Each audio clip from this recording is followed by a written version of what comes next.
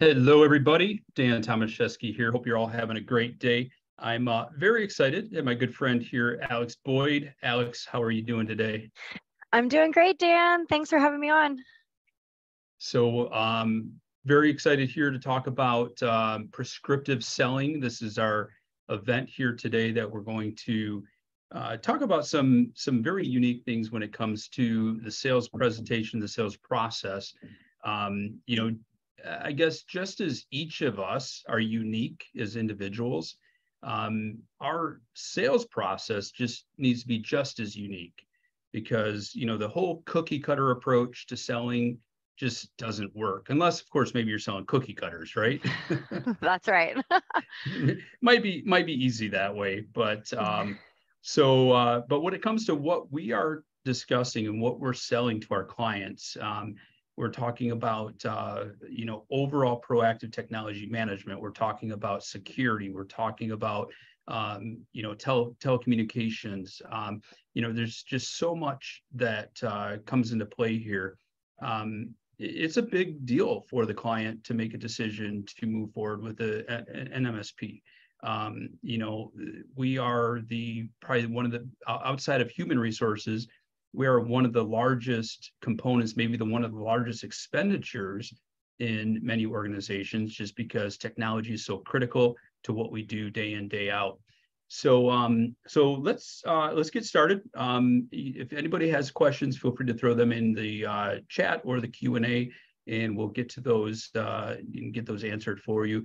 But what I want to do is I want to start out by Alex giving us an overview of herself. Tell us a little bit about you. Yeah, of course. So I have 8 years experience in B2B sales. I actually started white labeling supplements and vitamins. So kind of switched space. Yeah, so completely different space entirely as far as the product goes and the community. The thing that I really love the most about the channel is the sense of community. Everyone is so willing to, help each other out and share, best practices or, what solutions work for them or, processes. And I really love that because I don't think that that happens, at least not that I've seen in other industries. So I really love that about the channel in this space. Yeah, and I totally agree. I hate to call myself a dinosaur, but I've been in the channel for quite some time, probably a good 20 years, if not a little bit more. And I will say that is definitely one of the things that I love about the channel is that we're all here together. We all have a common goal. We don't look at each other as competition. Now, we maybe in our own markets, we might have competitors, but I like to call it co-opetition. I mean, it's a term that's, been used for years and years and years, but that's ultimately what it's about. We're all here to help make it successful for each of us. Exactly. And that, kind of dives directly into, what we're going to be speaking about today as far as, prescriptive sales. It should really be tailored to the client and what they need. And, if what you have isn't what they need, then that's okay. It has to be right. The best for both parties. So I'm going to go ahead and share my screen. Forgive me. I am not as zoom. Here it is. All right. Let's see. Are we good? Can you see everything? Awesome. Yeah, definitely. Okay, good. Oh, and how do I make that go away? Okay, there we go. Perfect. Okay, so prescriptive selling, improving opportunities through insight. All right. So like we were saying before, my name's Alex Boyd. I work with OITVOIP now in business development. I started out white labeling supplements, went into white labeling software, and some of my hobbies are fire spinning and sewing. So those are some fun ones. That's awesome. Yeah, fire spinning. That I would not have expected that. So I literally, yes, it's the sticks like that are on fire. A little circus monkey. Yeah, I have it's called a dragon staff, and it has fire spindles on either side, and you kind of like roll it. And Oh, that It's is awesome. yeah, We're, I'll have to. I'm gonna have to shoot a message to Ray that I think that should be done at the booth, because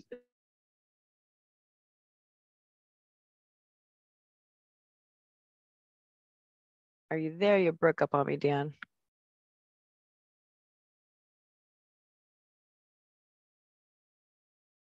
Give Dan just a second. I think he was having some internet issues. He's at an on-site today for a client. Oh, are you back? There we go. oh, there we go.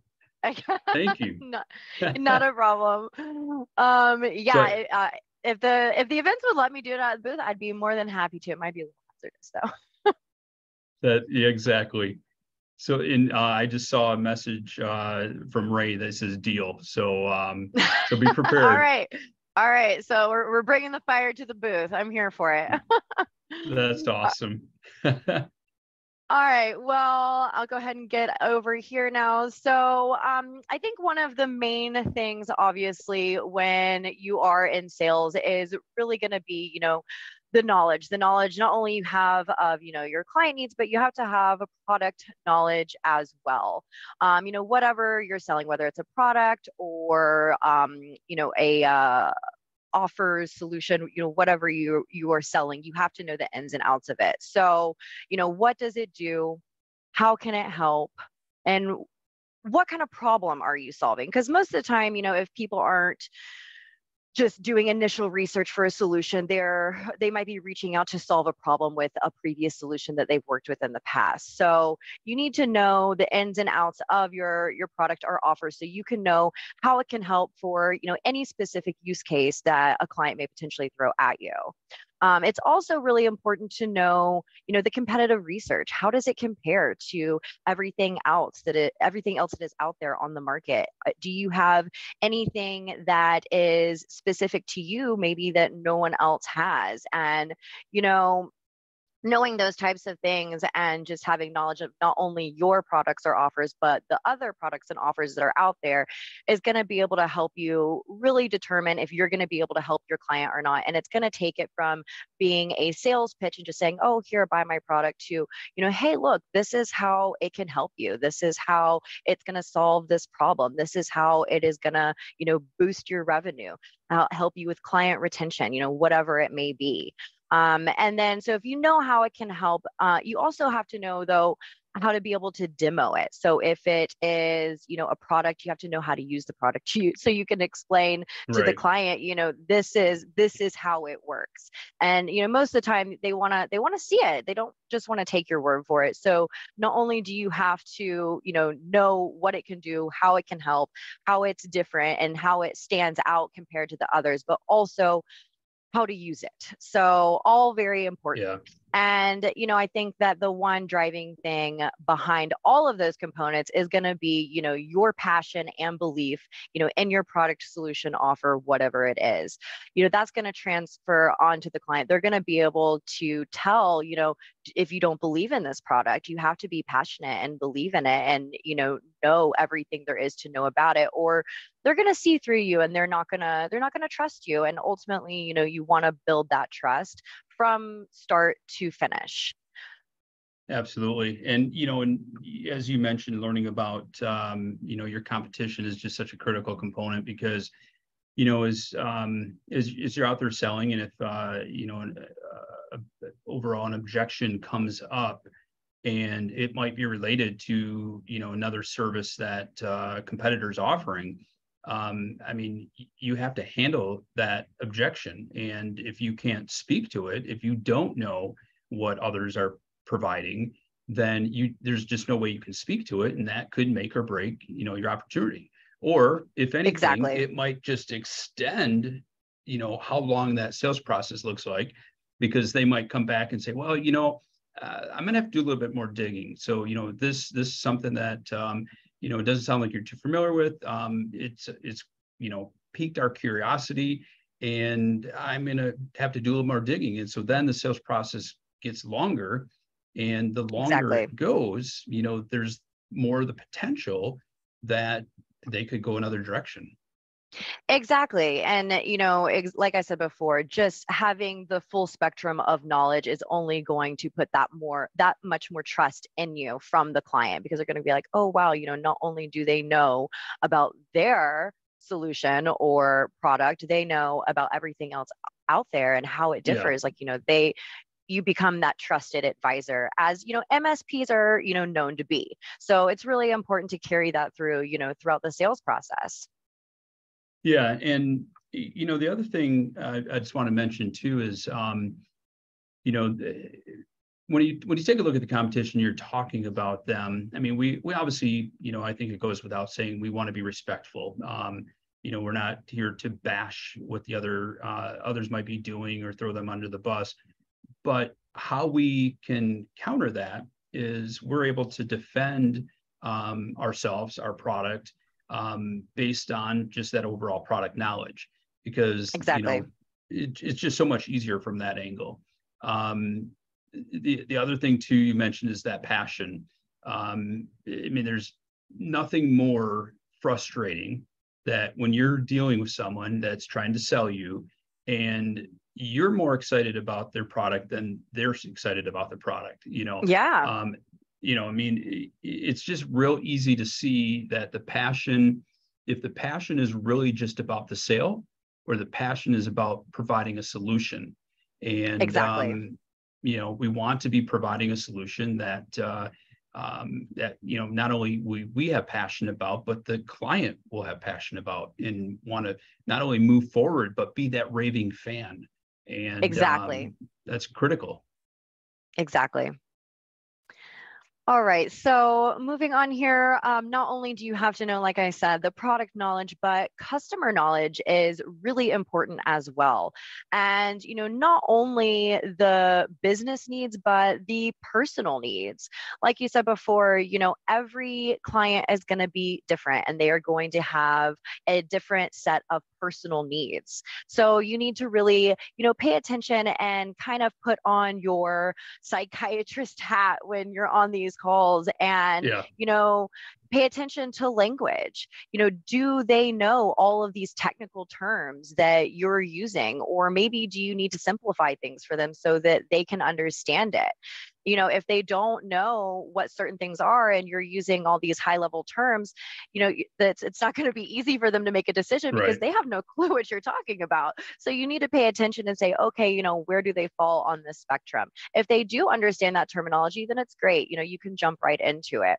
And on top of the language, there also, personality types come into play as well. So, if you jump on a call, maybe a person, wants to get, to know you and to feel like there's a connection there. Maybe you see a sports poster in the background. You're like, oh yeah, man, that's great. I love that team too. And, you're enjoying building that relationship further. And that works for some people. But some people, they don't have time to waste. They don't care what team you're rooting for. They just want to get right down to business. Yeah, And exactly. they might be annoyed with the little chit chat of trying to get to know them, because that's not what works for them. And ultimately, you need to tailor your approach to that client so it is the best situation and a level of comfort for them, so that they Yeah. can start to build that trust with you. So the personal needs are, to me, I feel like just as important as business needs. And the I guess 2 points here I want to make is one, just anticipating the customer. Yeah, I guess not necessarily just the needs, but the customer's thought process. And just getting looking for those signs. I mean, it's for the most part, it's pretty easy to tell if they're disinterested. It's easy to tell Yes. if they're confused, if they're deer in the headlights, if you can tell if they're totally engaged. But I guess going back to the whole building of rapport, when you build that rapport, I mean, there are going to be times where you're reading the client and you can tell they're just down for business. They don't care about the chit chat. They don't care about, the sports or the family, and that's fine. I mean, we have to tailor and adjust our communications based on, on our read of the prospect. But when we can have those conversations and we can build that rapport, for me, I feel so much more comfortable and more confident Yes. about the rest of the sales presentation, because I feel like now, we've broken the ice. We're not two strangers. We've gotten to know each other a little bit, and it feels a little bit more natural, like we're speaking to a friend. And Exactly. it's important. Yeah. Yeah. And, on every sales call that I hop on, I always, start with an introduction, and I try to make some type of connection in the beginning, whether Yeah. it is something I noticed in their background, or if I know where they're located and I'm familiar with the area, something like that. And from that first attempt of trying to make a connection, it's easy to pick on, okay, yeah, they are going to like this. We can chat a little bit, or, okay, maybe I just made the connection, like maybe we'll make a Yeah. connection on the product or service further in the call. But it really is about being able to stop and listen and really pay attention, and not just be so excited to get into the pitch. I think so many times sales representatives will jump on a call and they just want to get right into that pitch. And it's so important to, Yeah. stop, take a breather, assess the situation, and then figure out from there, what is the next best move for this specific client. Yeah, and I think you mentioned about wanting to jump right in. I think sometimes you'll find that it's like, oh my gosh, somebody wants to talk to me. Somebody's interested in what I have to say, what product I have, and then you just want to jump right in because you're so excited about that. But like you said, taking a step back, taking that breather, and in that building rapport, trying to make a connection. I found it really interesting. There's times, I mean, we live in a small world, the whole Kevin Bacon 6 degrees of separation. There's so many times where I've had conversations, and during that small talk, I realized that there's some connection into my life that maybe they went to a school near where I went to school, or maybe they have a child that goes to the same school that, my son or daughter goes to, the little things like that. And I'll tell you, that just takes it even further. I mean, that, when they see that there's some type of connection, you really have changed from being this stranger to being somebody that, they're quite a bit more comfortable with. Exactly. And that's why it's so important.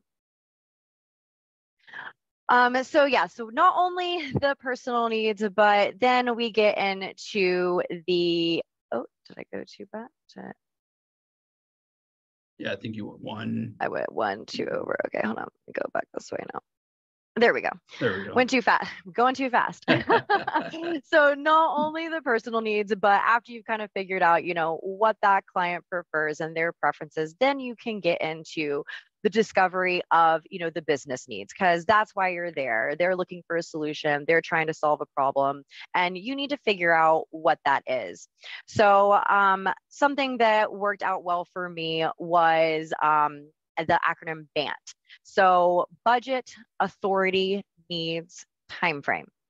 These are the things you need to discover once you get to this portion of the call.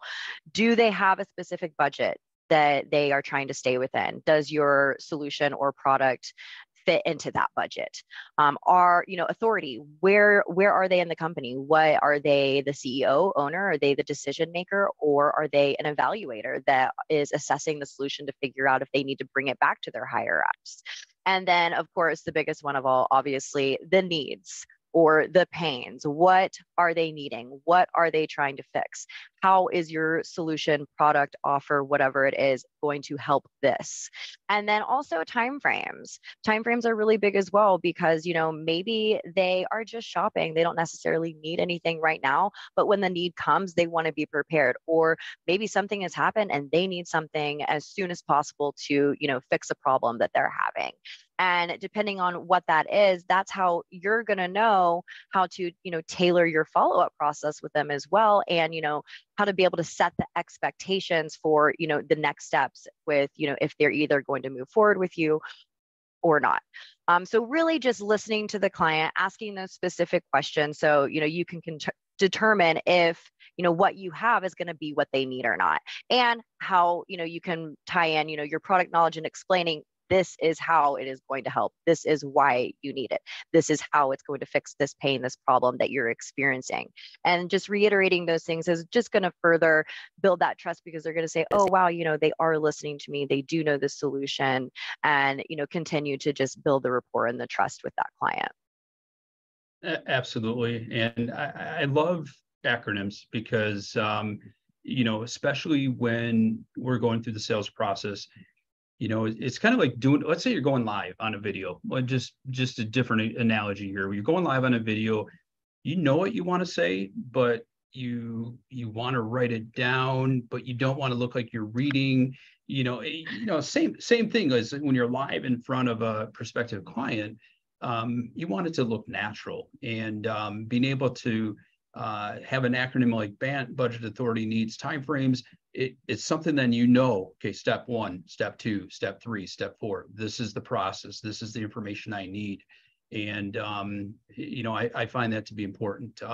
The budget thing, I am all about having what I call the money talk right up front, or as quick as possible, because, if we wait to learn about what their budget is till the end, and we find that we are on 2 different levels, then we've wasted their time as well as our time, right? Exactly. And, in identifying what that budget looks like ahead of time, during that initial process is critical. If you might find that it's completely aligned, you guys are on the right page, and you can go forward full steam, and you can just alter that. The authority piece, I've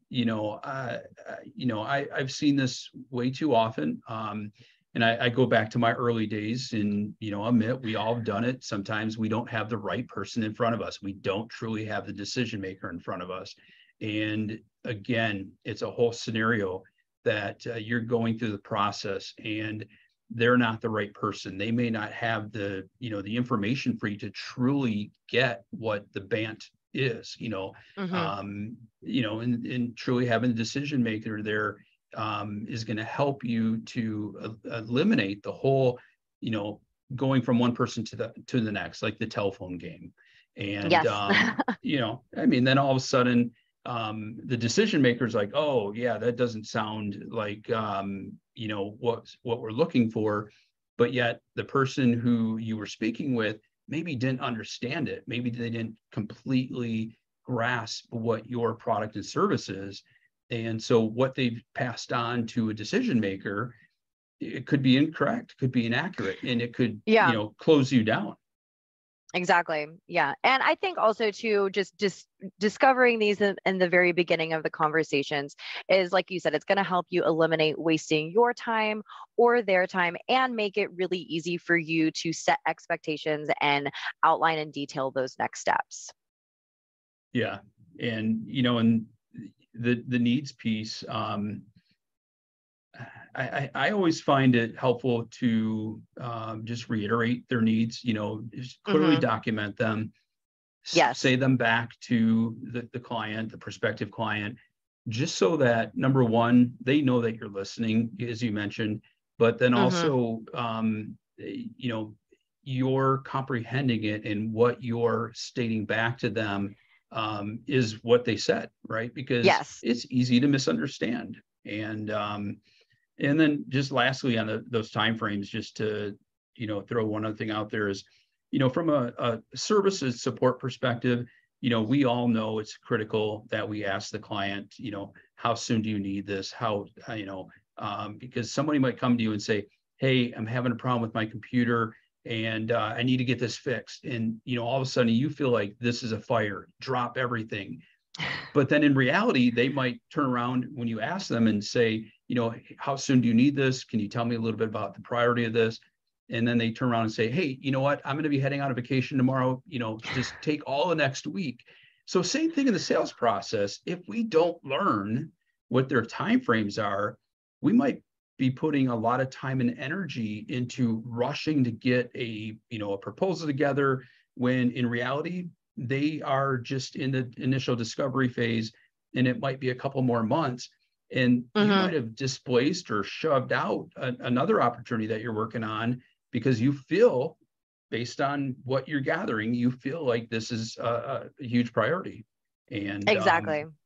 yeah, absolutely. And also too, just going into the, the not wasting, your time either. If they've already told you, hey, I don't need this until next month, next quarter, then you don't have to waste your time following up with them, hey, are you ready yet? And doing, sending all these emails or making all these phone calls, because when, right, what the next step is, when they want to move forward. And so you can really just, be more efficient in the process. absolutely. All right. So moving on to the next slide. So, and then ultimately right back down to it. I've said it a lot of times throughout this thing, just building the trust. You want to build the trust. It is a partnership between you two, and it has to be good for both of you. So, as you are listening to them and not pitching them and tailoring your presentation to their specific needs, all of this is going to be building the trust between both of you. So you want to just be genuine, make that connection, and, like we said, set the timelines, make sure, they know what the expectations are of them, and they know, okay, this is what the next step is. This is the date I'm going to follow up with you. You want to have everything crystal clear so that they know what to expect. They know when they are going to hear from you next. And, like you said previously, be, very organized in your documentation. For me, I have a lot of calls a day, and I'm dealing with a lot of different partners, and I'm pretty good about remembering a lot. But if I don't document everything, then when I go back to, review certain accounts and, see, okay, oh, they needed this, or if I didn't have everything documented, then I wouldn't be able to follow up with them and continue to build that trust. You don't want to ever send an email that says, oh, hey, just following up here.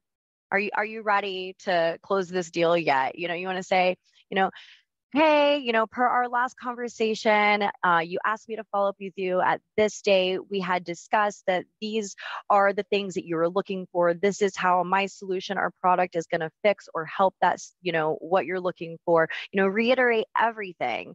And even down to, if you've sent them links in the past, or, product information sheets or pricing, go ahead and throw it back into that email again. It doesn't matter if you've already sent it to them. You want to make it as easy as possible for them.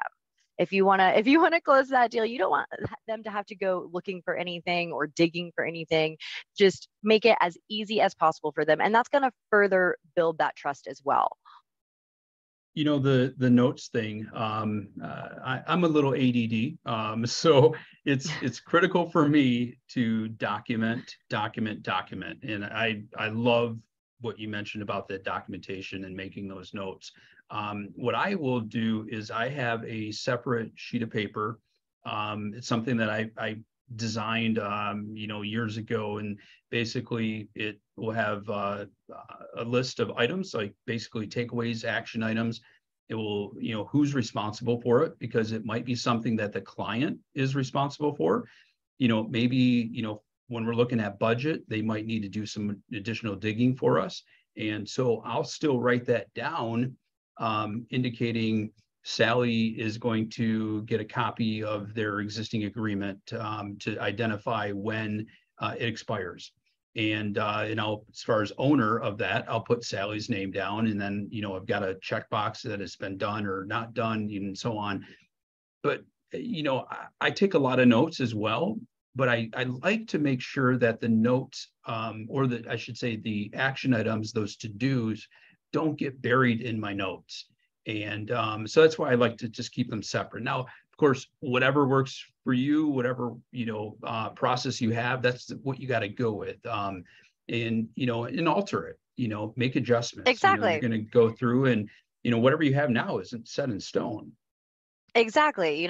We as humans are always evolving, and your processes should always be evolving and improving. So whatever works best for you, and just continue to tailor that. One specific thing with me is just like, when I'm on a call, I handwrite everything, which probably seems a little redundant. And then I go back and I add it all in. Yeah. But also it helps with, just the comprehension. I'm writing it down, I'm typing it, I'm thinking it, I'm saying it. So it helps with the comprehension of the information for me personally. But like every client is different, everyone is different. So things are going to be different for everyone, dependent on what works best for you. Yeah, on that note, Alex, what's interesting is I've seen this done in multiple ways. Someone's coming to meet with me and trying to sell me their wares, and they pull out a laptop and they're typing all their notes in on their laptop, or maybe it's an iPad, or others are more, what I'll say, more traditional, more old school, where you've got a legal pad and you're jotting it down. That's more me. So tell me, you say that you write it down, handwrite it. Do you do that? I mean, do you think that having the laptop or the iPad just kind of takes away from, or is a distraction, or do you think it's more acceptable these days that that's going to happen? I think sometimes it can be a little distracting, obviously too, if you're working on multiple screens and you're on a screen share with someone and then you're facing over here taking notes. So if I ever do take notes like that while I'm on a call, I'll let the client know, I'm taking some notes really quick on what you said, or I'm going to jot that down, so I can make sure I get that for you. Just communication is so key throughout the entire process. For me, I do like the writing on pen, pad, and paper. I don't know, I've always been that way. Even when I was like in school and I had to write papers, I would handwrite them first and then I would type it. All my friends say I'm crazy because that's so much more work. But I do believe it does help with the comprehension process as well, because they say the more you write something down, type it, say it out loud, you're going to remember it. But I can write quicker than type, so it's like I jot that down, and they do have my attention more, I feel, if I'm writing something down really quick versus I'm over here like typing in and such. Yeah. And I was going to just throw another thing out there, as far as as far as nobody wants to be sold to. They want to buy from you, not to be sold to. And and that's just so true, because as far as what your overall needs are, if they're just trying to sell you, that aspect of, are they being genuine or not, it just gets thrown out the door. And and it makes you wonder, are they really just trying to sell me so they can close a deal? And does that mean then after the sale, it's going to be even less personalized? Is it going to be even less passion? Because that first impression makes such a big difference. And how they see us in the sales process is setting the stage for how we will fulfill, how we will onboard, how we will provide our products and services to them. And that can have, let's face it, people are not dumb. They can see through, any kind of hogwash. And yes. and if you don't know something, be upfront, and just say, 100%. I don't know, but I'm gonna check into that for you. Let me look into that and get back to you. 100%. Acceptable. Yes. I say that a lot on my sales calls. I'm not a very technical person, and I've been in the channel for a little over a year now, but I'm still learning a lot. So if there is something more technical that I ever don't know, I am not afraid to say, you know what, Dan, I cannot tell you yes 100% on that. So I'm going to go check with my team and just make sure before I give you a definite answer on that. And I can't tell you how much the partners really appreciate that, because they know, okay, she's not just going to tell me yes to close this deal, and say what I want to hear. She's going to go make sure, and it just builds that trust further. They're okay with having, to wait a couple hours a day, whatever it is, to get the information. They'd rather have the correct information than just, be told something that isn't concrete. Absolutely. And, and let's face it, we cannot know everything as much as we feel as if we should know everything. I think most people are reasonable and don't expect that you're going to have every answer. There are going to be things that especially if you're new into sales, there are going to be things that, you start to understand, what are commonalities, what are some, similar questions that a client's going to ask. And if you don't know it, as long as you know how to find the answer and that you're prompt and you do proper follow through. I know there's a statistic, and I wish I had the number for me handy, but the lack of follow through by most salespeople is high. Client asked for this, client asked for that. Oh, absolutely. There's tons of promises. I'll get back to you. And a lot of times, the reason why the deal never closes, the reason why the deal goes to another company, is because there wasn't proper follow through of that salesperson.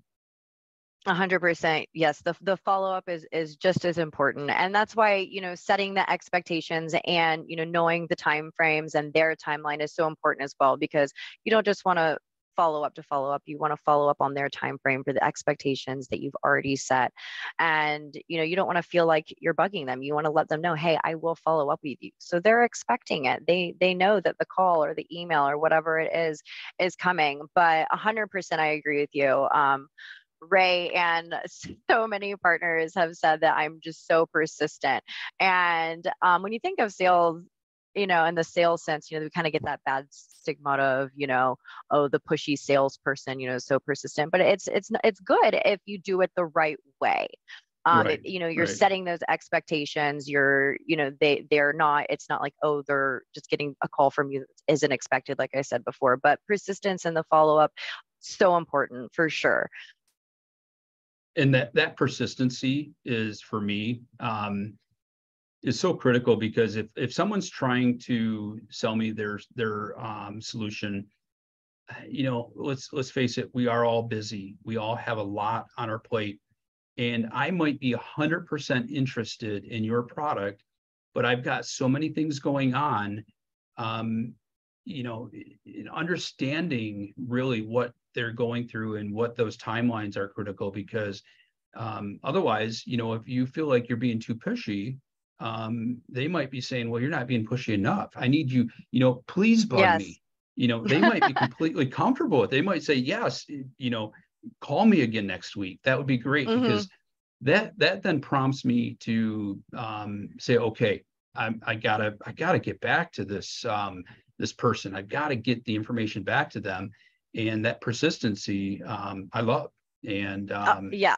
And Ray says that you're persistent with him too. Ray probably wishes I'd be a little less persistent. I bug him often. I'm like, hey, I need this. Hey, don't forget about me. Hey, here. I'm like, I was joking. I'm like, I'm Stewie. I'm like, mom, Ray. Yeah. remember when you told me you'd give me that? Hey, I still need that. Right. Exactly. But yeah, so just, as long as you are, building that trust, you have the communication there, you are setting those expectations, the timelines, you can never be too persistent if you are following that process, because like you said, people do get busy, and maybe it isn't an immediate need that they have, but they do want it. So a lot of times, like you said, I'll say, do you want me to follow up with you in a week, a month, whatever it is? And if they're, the timelines sometimes change, and they'll be like, oh, do a monthly check-in with me. And set your tasks. Don't forget. Don't feel discouraged. Just because it's not a good time now doesn't mean it won't be a good time later. Right. Yeah, it's never, unless they're completely slamming the door on you and telling you, what, I absolutely have no interest. I mean, I truly believe that, you never give up. I've had many scenarios where someone calls me back and says, oh yeah, I'll meet with you. And, sometimes I think they're not going to buy, and you'll be surprised, because 100%. all of a sudden, yeah, I mean, because then it's the right time. And I also like to say to clients or prospective clients, I'm not going anywhere. Whenever it works best for you, I am here for you. So yeah, exactly. We're going to be here when it's the right time for you. We want to make sure that it's going to be a solid fit. And when the time is right, I will be here. I'll be waiting, and I will assist you to be able to provide you with A, B, and C. Exactly. And like you said, just don't get discouraged. Definitely keep Right. up the follow-ups. As long as you're letting them know, the time frames, because if they don't want to hear from you, they're going to tell you, hey, no, I am not Right. interested. Please stop contacting me. But if they don't, keep at it. And ask. I mean, Yeah, 100%. Yes. I think too often we're afraid to ask, because we're afraid that we might not hear what we want to hear, which is, Yes. okay, give me the pen, I'm ready to sign. Unless we're hearing that, like you said, you don't want to be discouraged. But if you ask them, then again, it's just, if you don't ask them, then you're making assumptions, and you could be far off track, and Yeah. that could put them off. Again, the proper communication. So many times, if I have sent a few emails or try to make a few calls and I'm not getting a response, I still don't get discouraged. I'm not going to say, hey, I'm not calling or emailing this person anymore. I'm going to send another email and I'm going to say, hey, I've tried to reach you a few times. Last time we spoke, this is, how the conversation went. Are you still interested? Question mark. If timelines have changed, that's okay. Let me know so I can readjust my follow-ups with you. And 9 Yeah. times out of 10, I get a response from them. Oh, I'm so sorry. I've been really busy. Yes, I need Right. another month. I need another week, whatever it is. Or, oh, actually, yeah, sorry. We went with another solution. But then, but like you said, if you don't ask, you don't know. And I'm going to Yeah. come knocking until you tell me no. Yeah, absolutely. And throwing, making sure that you're using your CRM properly. Yes. Set reminders, make sure you're documenting your notes. Like you said, you're doing a lot of handwriting. I am too. I'll go back into our CRM. I'll, enter that information in. I'll add a to do. I'll add a future follow-up task. Because if you don't, then it's out of sight, out of mind. And you Exactly. then are moving on to the next one, and you're like, oh yeah, I think they wanted me to get a hold of them at some time in the future. I don't remember when it was. And that just doesn't do any good, right? Because Exactly. if you're not organized, there's just no way that we can remember everything. Exactly. All right, so we're going to go ahead and move on to the next slide now. I think we have a poll question coming up. Yes, so let's do a poll. How do your Yeah. clients, oh, that is the poll. I was like, oh, what just Yeah. popped up? How do your clients prefer to handle sales calls? Do they like, getting to know you and making that connection, or are they straight to business? And it, Oh, I see we're getting some answers here. yeah, definitely. All And right. And I love that we're getting the get to know the person responses. It looks like it's in the win now. Every once in a while, I'll yeah, get that person that's just highly technical and they're like, just get down to it. But I think most of the time people do, they want to build that connection and be able to trust the person that they're working with. It's like being on a date. You're trying to figure out that person, figure out if it's a good fit for you. Are you going to work? Can you continue that relationship? Is it going to be a good fit for both of you? Are you going to be happy? yeah, Yeah. absolutely. And so I mean, and it looks like we'll go ahead and end the poll here. 67% fall into that get to know the person, and I couldn't agree more. I like that approach. Especially when, like I said, it helps you to be more at ease, more comfortable during the rest of the process, and Mm-hmm. you don't feel like it's a transaction. Exactly. Because I am all about, I hate the client vendor relationships, right? I want it to be truly a partnership.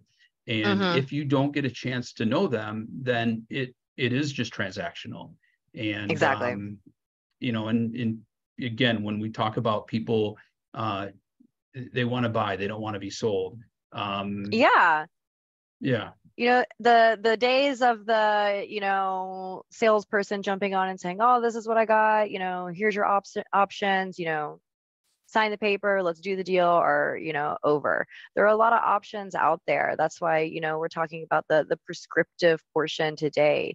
Be that doctor, go in there, listen, communicate, figure out what they need, and then tell them about, your product or solution offer, however it's going to help. Maybe you have a couple different ones. So you really need to figure out, what they need specifically to be able to, prescribe, what's going to be able to help or fix or ease that pain, whatever it is.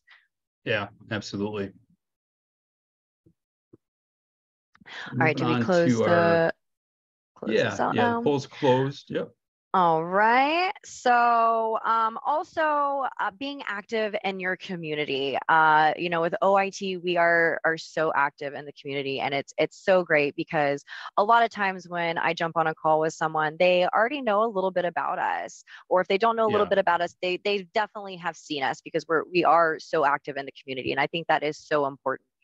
Be active on all the social pages, stay on top of, the other solutions out there. Maybe it's not a solution that is the same as yours, but there's other in the space that could help your clients, and being able to recommend something that has nothing to do with you, but you're like, oh, maybe this will help you too, is just going to further build that trust.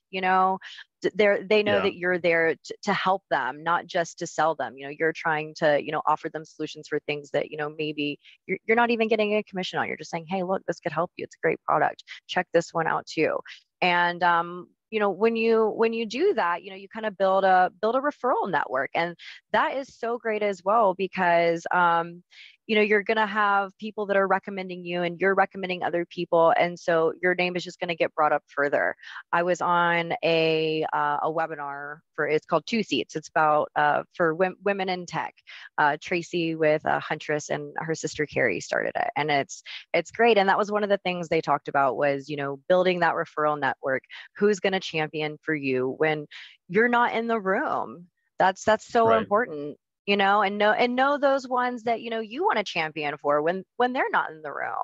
So I think being active in the community and just, building up, your referral network is really important. And, when you're in front of somebody and, you start to go over your, who you are, and if they're right away saying, I've never heard of you guys, I don't know anything about you, that puts you back a little bit. But if you're, it can be hard to get complete exposure in your own community. But if you are doing the things to, keep that name out there, whether it be through the chamber or any other type of business group or association, being active in, just charity events, getting your name out there from that perspective. But, get that name out there. Just be active, socially, not only online, but also in real world. 100%. Yes. Now let's talk about that referral network a little bit. So tell me how what you've done to help build your referral network.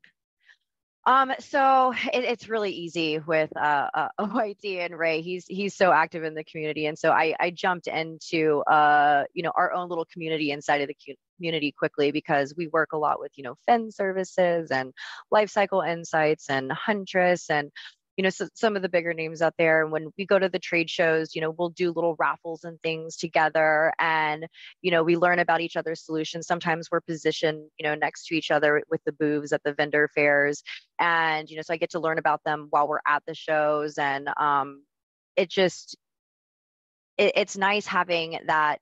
The community, like I said, in the channel is so great, but having those, few groups of people that, I know and I can connect with, and they really, champion for us and we champion for them. But I just try to be as active as possible when I'm at the shows, meeting everyone, joining webinars when I can. Like I mentioned, the Two Seats one that I've joined, and I've got to, I already knew Tracy a little bit from Huntress before that, but then I got to know her sister Carrie. They kind of put that together. So that was a fun one. I've jumped on a webinar with Alex from Lifecycle Insights before. He actually did one on prescriptive selling as well when I first started working with OIT. And I'd heard it before, but I think that's what really made it sink in for me too, because I was like, oh, I really like that, the way that sounds, and just that mindset, you know. Yeah. So just engaging as much as you can everywhere you can. I'm constantly, you know, posting on my LinkedIn page, my Facebook page, you know, being social at all the events for, you know, the trade shows and such, and being social online too. You know, I think I've hopped on, you know, a few of your everything MSP webinars and just kind of been a viewer. And then also, oh, like I said, OIT is so active. I mean, we take so many initiatives as far as, you know, webinars, partner interviews, podcasts. I mean, you name it. Ray's doing it all. Well, absolutely. I mean, you know, OIT branding is everywhere. Ray is everywhere, you know, and that's, you know, that's just awesome. And, you know, and I will also say, you know, while, you know, building that referral network, you know, needs to be a two-way street. You know, you take a look at Ray. Ray is the champion for MSPs, and he gives a lot. He gives a lot and assists a lot and answers a lot of questions and expects nothing in return. And that just means so much. That just makes you that genuine person that, you know, people just say, you know, Ray is a good guy, you know, and that just helps so much in, you know, allowing people to get to know who you are, and that you're not just there to sell them, that you truly care and you have a passion for helping others. Like you said from the start, our channel, the IT channel, is just here for each other, and we The are community. unique. Yeah, absolutely. Yeah. So it's easy. You know, the community is already there. All you have to do is insert yourself in it. Like I said, I've been in the channel a little over a year now, so I'm still, you know, kind of new, not completely new. But yeah, just not being afraid to, you know, go shake a hand, go jump in the background of a picture, even if you don't know the people. Yeah. That's how you're going to meet people and make those connections to be able to build that network. You know, you can't be afraid or shy sometimes if it's, you know, outside of your comfort zone. You have to do it. And, you know, and let's face it, you know, when you take a look at our industry, there's stereotypes that we're all more introverted than we are extroverted, and that's okay, you know, but push yourself outside of that comfort zone. You will start to feel like it's not as uncomfortable as you think it is. And you will start to feel like, oh, I can do this. Exactly. You know, I mean, the pandemic has changed so much about how we are on doing videos.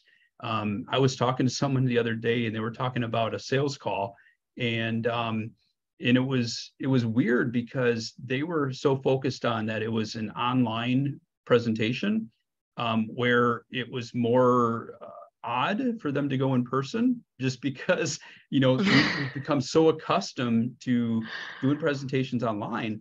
And, you know, what has, you know, a positive that's come out of the pandemic is that I think it's forced us to get our face out there, to get online, to get into a webinar, to get into a discussion group, and to share. And by doing that, it just makes it so much easier for us to be in, you know, face-to-face type of conversations and going that exactly. route. And now, if there's a question. Oh, go ahead. Go ahead. I was going to say, if there's one space that, you know, even if it's something that's outside of your comfort zone that you should be able to feel comfortable in, it's this space and this channel, because they are already so community focused and so willing to help. You know, you shouldn't have to be scared to jump into that community. They're there waiting for you with open arms. So just jump in. Exactly. There was a question that I want to make sure that we get covered. Mike is asking, can you give some lines on explaining how you're going to follow up? Yeah, sure. So when you're doing your discovery process, timeframes is, you know, timeframes. You're already asking them. So you should already know, you know, when they're needing to make a decision by, so that you know, okay, well, if they need to make a decision by this date, then depending on, you know, what you're selling and how that process works, you know, do you need a week's time to get them onboarded or set up or get things initiated. So you should know, okay, if you need to have services up and rolling at this date, we need at least a week to onboard you. I need you to sign this deal by this date in order to get all of that done. So I'm going to either say, I'm going to follow up with you at this date because this is the time frame that we need to get you rolling by this date that you've said you need to have the service by. So it just goes into, really doing that discovery process, getting all the information, having enough product knowledge or service knowledge of your own offer to know the time frame that you need. And once you know that time frame, give it to them. Say, hey, look, this is the date I'm going to follow up with you by, and this is why, because this is the timeline that we need to follow. And if they say, okay, great, that works, then good. If they say, oh well, I'm going on vacation, so maybe let's push it back a week or something like that, then you can tailor it from there on. And I think just asking in a simple way, Mr. Customer, Mr. Prospect, can you give me a little bit of background of your timeframes? When are you looking to have a fully managed technology provider in place? What does that look like? And and just let them jump into it. And but I just think just asking them, I think sometimes we feel awkward about asking, but we shouldn't, because they're here, they're engaged, they're wanting to learn about what we have. They have some type of time frame in mind. And exactly. So perfect. So let's go ahead and jump on. We just have a few minutes left. Let's go ahead and jump into the next slide. This is just about OIT, some of the awards we have won. If you don't know much about us, we did start out as an MSP and transitioned into a fully VoIP company. We have over a dozen awards in the past 24 months. I think a big thing for us is our customer service and support. Everything is done, in-house. So that's huge for us. And just helping out the MSP. So just a little bit of information about us. And then our community outreach, I know I already touched a little bit on it, but we do the tech bar on Thursdays. We also do partner first webinars. And then a really fun one is also the MSP dispatch. So we do a quick little rundown of all the latest industry news inside the channel. So it's a fun way to stay up to date with us if you haven't already checked it out. And then, this is just my information for anyone that, has any further questions, wants to reach out to me. I'm more than happy to help if, you have questions about the sales process or discovery, anything like that. Hey, I need one of those baseball cards. I need it autographed though. Those are fun, right? Those are very cool. And so those are fun things, like you said. I mean, do something unique like that. And because if you hand that to a prospective client, I mean, they'll look at that and they'll think it's cool. They're going to put it on their desk, and and let's face it, it's just even though it sounds minute, it's just one more thing of top mind awareness. Exactly. Yeah. And for anyone watching that doesn't know, that is my business card. We did baseball playing cards, so they're really fun. It has a picture of me on it. So if they did forget, it's a nice reminder after they've already seen me face to face. And they are really fun. If you flip it over on the back, they've got some stats on there too. So That's it cool. goes in the theme with, they're a lot of fun. That's awesome. Alex, we are at the top of the hour. I want to make sure we're respectful of everyone's time. I know everybody has a lot on their agenda. We hope that we were able to provide you with some great insights in being able to customize communication and solutions for your clients, your prospective clients. My biggest thing is just do it. Just get out there. You can modify, you can pivot, you can change. I'll say it, I've said it once, I'll say it a million times, going back to the quote from Guy Kawasaki, one of the early Apple evangelists, is don't worry, be crappy. And that doesn't mean that you put together, you throw out some horrible sales process or sales presentation, but it means is get something out there, see what works, see what doesn't work, modify it, because otherwise, if you wait till you have something perfect, if you wait till you have the perfect sales process or sales presentation, you're going to get left behind, because there are tons of opportunities out there that someone else is getting just because you're waiting. So charge forward. Exactly. Exactly. And just be yourself. Be yourself. Yeah, People can feel it if you're not. And if you're yourself, you're going to be comfortable. So just be genuine and be yourself. awesome. Alex, thank you so much for your time. Always appreciate talking to you and the OITVOIP team. Everybody else that was on the call, you see Alex's contact information. If you'd like to learn more about OITVOIP, go ahead and seek them out. Otherwise, we will talk to everyone soon. Have a great rest of your day. Bye, Thank you. guys. Bye now.